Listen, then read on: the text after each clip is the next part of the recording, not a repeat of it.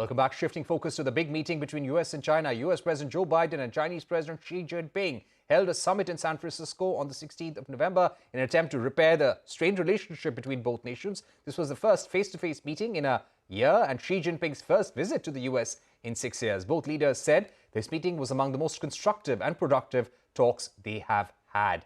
Let me now go across to Victor Gao, somebody who has worked very closely with the Chinese government and works with the Chinese think tank as well. Mr. Gao, let me begin by asking you, the Chinese government described the 4-hour meeting as quite productive.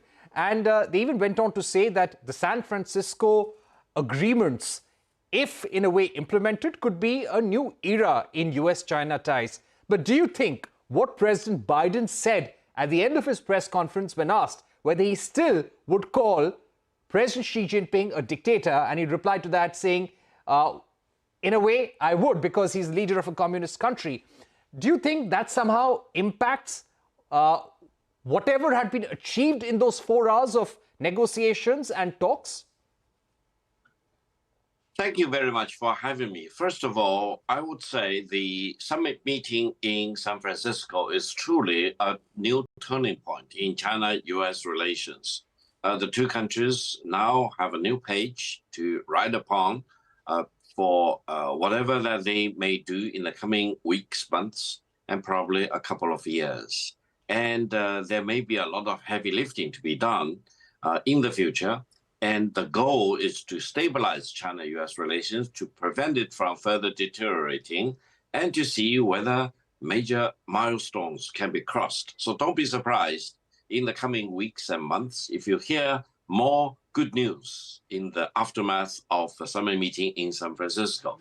Now, the second question you asked, yes, it is truly very unfortunate. I personally would urge President Biden to accept some professional counseling in answering questions. Some of the questions are traps that you do not need to voluntarily and very eagerly jump into.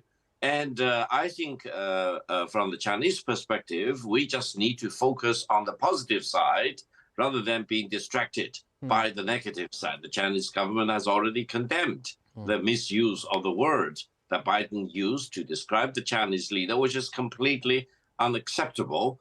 However, I think this is the time when China and the United States need to focus on the right thing, stabilize the relations, go forward to make sure that they have better relations, constructive of their own purposes, and generating more benefits for the Chinese people and the American people.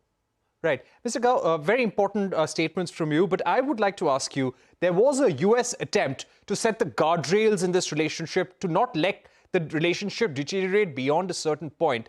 From the Chinese point of view, what would be the red line in the relationship with the US, which China would definitely not like crossed? I would say China and President Xi Jinping emphasized to President Biden and the US government very clearly in the San Francisco summit. That is, the Taiwan issue is the red line of the red line of the red line. It's the most sensitive issue between China and the United States, and China urged the United States to continue to apply the one China policy, treating Taiwan as part of China. The United States has been operating on that basis since January the 1st, 1979.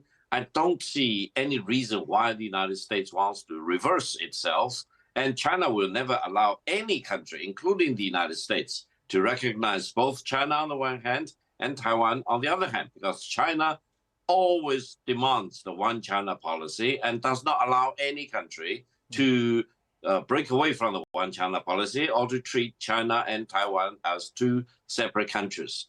Therefore, I think the fact that President Biden reiterated the one China policy and declared that he and the United States will not accept Taiwan independence is the right talk at the right time. We just need to see whether the United States government will walk the right walk in the coming weeks and months. Okay, Victor Gao, thank you so much for joining us. Great to have you on the program and having your analysis all the way from Beijing.